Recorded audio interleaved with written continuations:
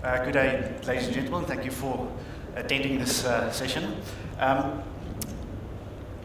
Many of you might have went into a Toyota dealership looking for a vehicle of your choosing and then never found the vehicle that you're looking for, not the right color, not the right trim, or the right model. Probably unlikely, right? Just because Toyota's supply chain is one of the world-class, extremely efficient supply chains. I'll give you just one high metric KPI before I start the presentation.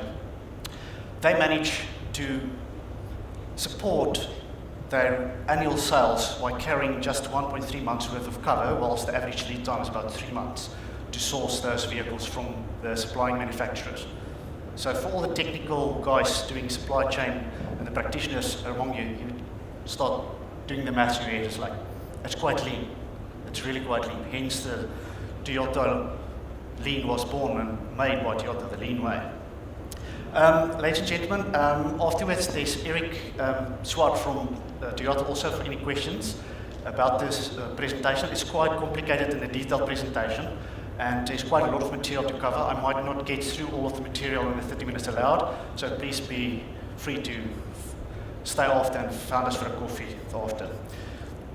Right, the quick agenda that I want to take you through is the mission and purpose of the project that we've implemented, why we've implemented it, a project summary, the solution complexities and challenges, and there I need to pause a bit. It's going to take me a bit of time on focusing exactly what made this implementation quite unique, and the planning horizons, the levels of planning that Toyota works at, and what demand hierarchies are involved in this solution, and a concept of fair share distribution and a simulation example, how we did the heuristics and deciding how to allocate the vehicles fairly across the dealer footprint.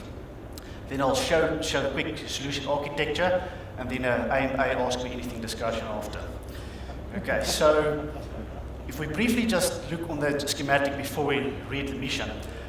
In simple terms, Toyota's supply chain schematic, they source from around 14 countries around the world, 40 odd model ranges, of which there are 300 odd short model codes within those, and then they distribute it via the Port of Durban up to Johannesburg in the central car pool, from where it gets allocated to the dealerships. And the mission and purpose of this project was the demand planning system is an integrated planning system for the sales and marketing division, which manages the sales, i.e. the demand side, and the supply processes of vehicles in Southern Africa and optimize, hence the highlighted word, optimize production orders in line with customer demand, considering pipeline stock from production order to retail sale, as well as constraints throughout the supply chain. So in that one sentence, you can already realize the span and the scope and the breadth of this APS implementation at Toyota is quite deep and quite detailed. So on a high level, the project summary encompasses 5 high-level methodology areas that Toyota focuses on. If I just quickly mention in each of those, they were extremely prescriptive in the way that they wanted us to address each one of these components. I'll not read through all, you can all read it for yourself, but essentially they had a consulting team come in a year before and spend quite an amount of time, and over our 80-page, 160-page system requirement specification that they explicitly listed to us how exactly their supply chain planning process works. The Toyota way of planning is quite unique, so you can imagine no software suite off the shelf that has advanced planning would be a plug and play. We write over 200,000 lines of custom SQL code just to handle the integration side between the applications that I'll touch on later, to bend the software to exactly fit that requirement of the Toyota way of planning. Remember how lean they planned? 1.3 months cover, supporting 123,000 sales per annum, and that's quite efficient. So in each one of these methodology areas, they were very prescriptive in exactly how we need to address and plan that system. So if I pause a few minutes on some of the complexities. On top left, I'll start top left. The methodology and the terminology that they use had nomenclature that were quite distinctly different to what our general practitioners sometimes refer to. For example, a scenario is a term that we generally associate with an alternative strategy. You test alternative scenarios or strategies, and then you choose the best one in the S&P cycle. In Toyota's world, that is just a different point in time. So that links back to the planning phase. And it took us quite a while, and if you get involved in, from a technical perspective, and you always think, no, that's just a different what-if case that you're going to test for, right? And it took us quite a while to really align the nomenclatures, start really understanding, oh, that's what they refer to when they talk about the scenarios. Actually just the same plan, but a different point in time in the month. It is just an offset to an existing plan. It's not as if they can change their suppliers overnight. Whoever produces the Corolla, for example, in Durban, that's not going to change overnight, so you need to calculate an alternative strategy. Then, if we move to the right end, the bidirectional solve pull-push at multiple levels. What that refers to is that first you calculate the production order based on what the supply or what the customer projected sales plan says, so you forecast, but then that's before the demand obviously occurred. It's 3 months ahead. Your lead times are obviously 3 months long. But then once your pipeline starts filling up, you need to then start pushing that pre-allocated vehicles into the dealership in a fair share allocated way. So then the push element starts coming into place. Think about the chicken supply chain, where that chicken starts to hatch. For every car that they put on the production line, that chicken is starting to hatch and is going to spawn eventually. So every production slot gets assigned to a vehicle, and that order pegging then takes place right through the supply chain, and eventually that turns into a car registration number that gets allocated to a specific dealer. So hence the production order pegging at the bottom. And the way to solve this is first at the national level, and then eventually down the hierarchy into the lower levels to ultimately get to the dealer. The explicit shipments. In the Toyota world, most of the vehicles get imported from abroad, and whatever you produce on a continuous production line, let's say from Japan, the ship leaves on the 21st of the month. So if you produce 1 car a day, 30 days a month, 21 vehicles will leave on the first shipment. The remainder of that month's production will roll over to the next month. It's a very explicit shipment schedule, and for some production countries, there can be up to 3 different months of arrival for every production period. So you get this waterfall staggered effect for the month of production arrives in alternative periods. So if you look from the arrival perspective, the cars that you receive were all produced in different periods. So the arrival quantity is not just an offset a lead time later from the production period. A bit tricky. No normal forward plan calculation as we normally use in supply chain stock calculations can really accommodate for that complexity in the detail and granularity required. Runtime. Runtime is a technical complexity that we had to come across because they wanted to real-time on the fly run simulation capability with simulation capabilities, calculate the what-if scenarios without having to wait for the normal batch runs at night.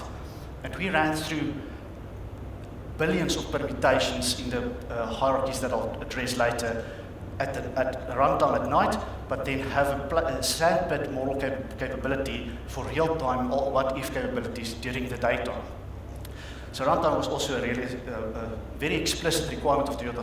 They don't want runtimes, they wanted real-time on-the-fly alternative calculation capabilities. Indigent proration. It's this age-old Solomon problem of the 2 women with a baby and who's the legitimate mother.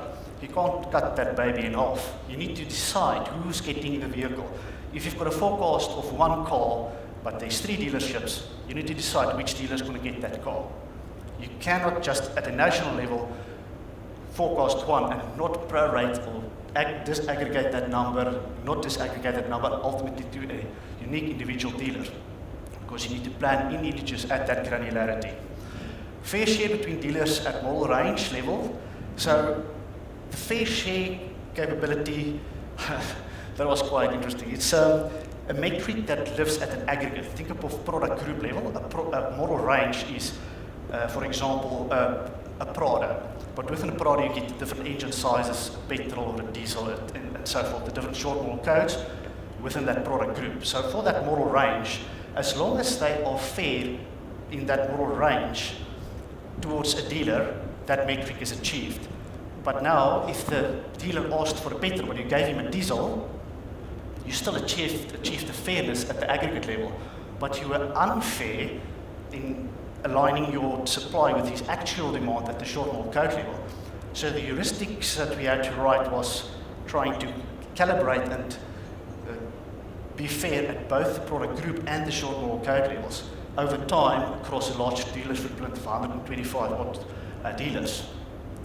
Then the planning phases, I briefly mentioned that throughout the month they've got different snapshots in time that they take off their plan, that they communicate back to Japan. For example, Japan doesn't allow a deviation more than a certain percentage on the volatility on their production lines. So if you ask them for 100 Corollas on month 1, and then month 2 you change your mind and you ask for 80, they'll say no, it's 20% deviation from your original estimate. You need to revise it, we'll give you 90. We're going to force you to take 90. Now you're getting 10 extra vehicles that's misaligned with your demand. What are you going to do with those? How need you distribute those fairly? Demand shaping is the concept of changing the forecast in the current period, irrespective of the lead time being 3 months, to align marketing's expectation of what can be sold in the current month with what is available. So once the vehicles have arrived, they might all be, or a large portion of them might have ended up at the wrong dealerships, because the real world plans out differently than you all plan in a forecasted world. And then the one car might sit in Cape Town, but the actual demand occurs in Polokwane. Now realistically, you can't expect those two dealers to just exchange the two vehicles, because for one, geographically it's just simply too far. They'll rather just wait another month for new production arrivals to arrive, and they might be competing dealerships. Because remember, in Toyota's case, the dealers are independently owned. They're not owned by Toyota, so Toyota can't necessarily dictate the distribution. So yeah, that made an interesting concept. What's the point of altering the forecast in the current period? But in Toyota's case, it's a very legitimate question, because you need to know with some sort of approximation what portion of the vehicles that are unequally distributed, if I can say it that way, how many of those cars that are at the incorrect dealership will be bartered between the dealerships themselves. Think about it as an IBT transfer between dealers, but they do that negotiation independently from a central planning from Toyota's perspective. So a car might still be sent to ultimately meet the demand at the dealer that actually wants it from the dealer that actually has it. So that will affect, that component of barter between dealers needs to be reflected in your forecast adjustment in the current period to align with your budget forecast. They've got serious complex supersessions in Toyota. Every 6 months there's a car change, a bumper change, and Toyota announce upfront with a long range of predictability in which month exactly a code will change, a short model code will change. When they put a new bumper on a car, you get a new code to plan on. Now it sounds logical, it's simple, right? Supersessions, everybody knows technology, supply chains, you get a new phone every odd few months. But the problem when it comes to the planning for those supersessions is interesting. Because in Toyota's case, you need to run out the old model before you introduce the new one. So you need to plan your forecast considering what stock you've got available. Time series forecast is just one starting point of the problem.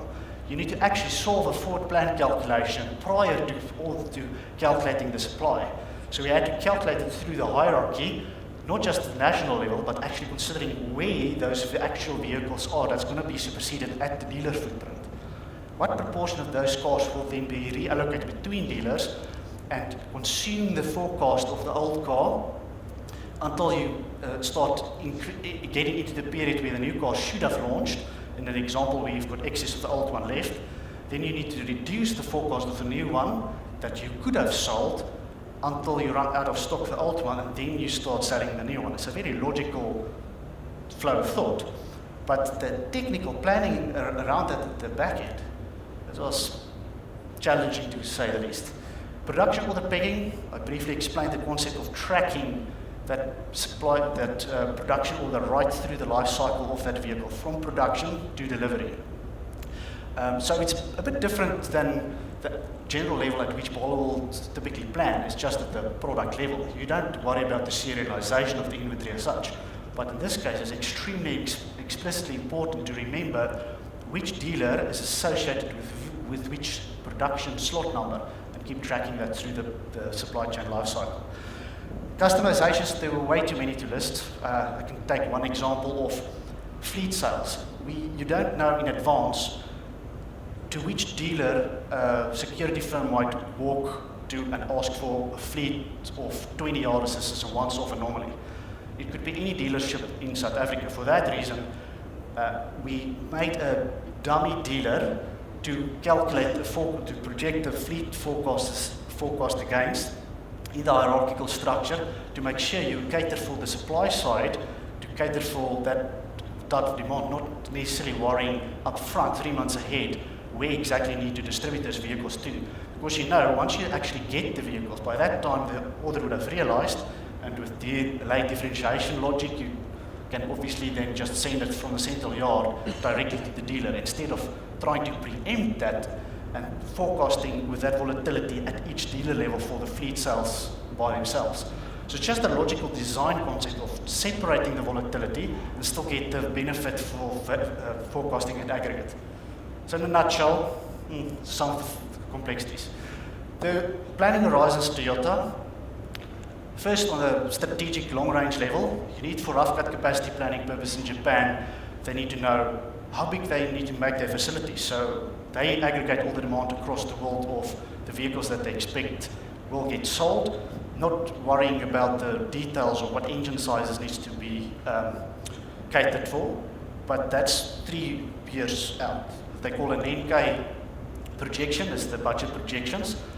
But then the tactical horizon comes into play. It's just between 4 to 9 months out, depending on the lead time of different vehicle groups.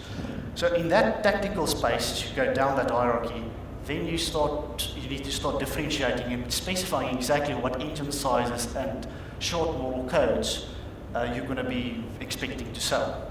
Okay? Now you're entering the operational cycle, you need to start explicitly telling the production lines what color and trim attributes those short model codes needs to have.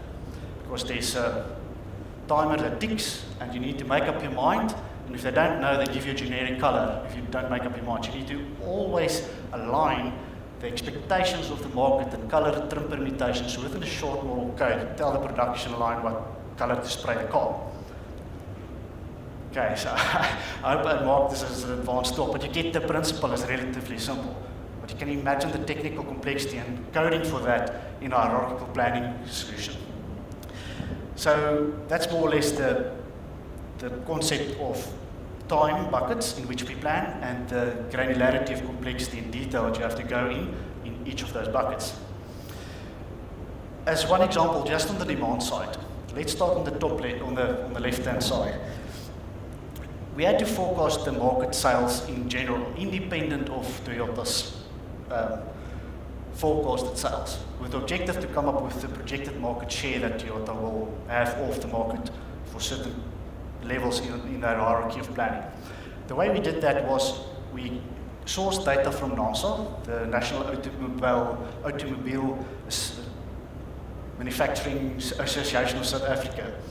And we also got the BR economic data, like for example the projection of interest rate and unemployment, etc. We got that into an integration database, and we forecasted with regression-based methods what the market is going to do going forward in time. So we know the interest rate might rise.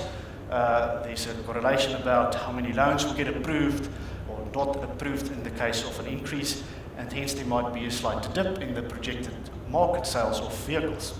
Right now you've got the different levels at which we forecast the market.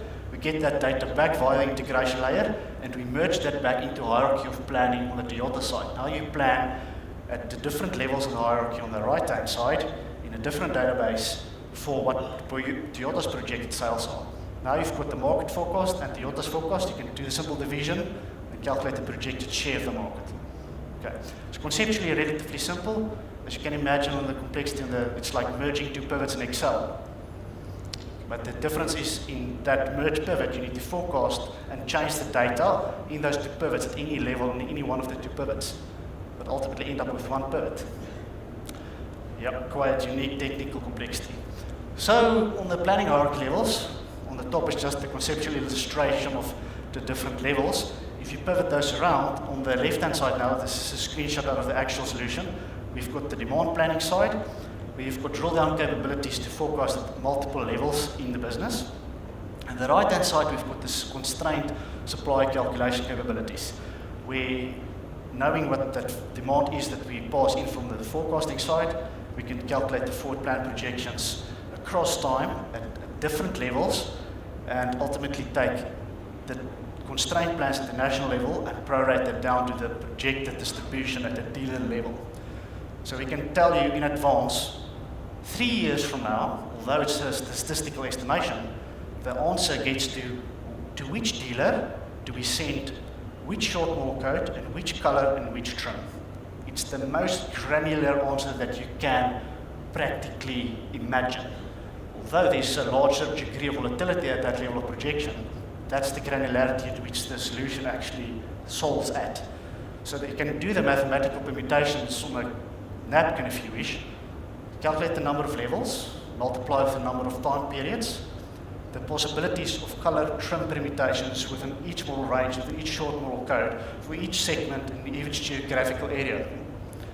It gets quite a monster of a technical challenge to store that data and still process that amount of information in daily updated batches. And be ready in the morning 7 o'clock, because that's the expectation of the client. If I want to come in the morning, I want to open it and I want to see my projections.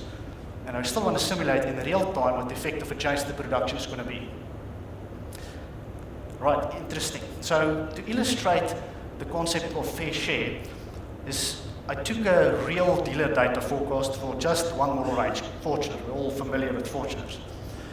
And then the intention is, let's assume, for the sake of the illustration, that we can only get 80% of the projected demand supplied to us.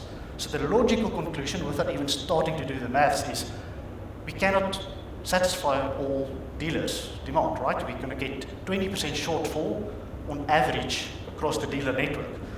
But the challenge now is, knowing that the status quo might have a large imbalance in the supply chain, where some dealers might have excess vehicles and some might even have a shortfall, how do you project to rectify that situation over time?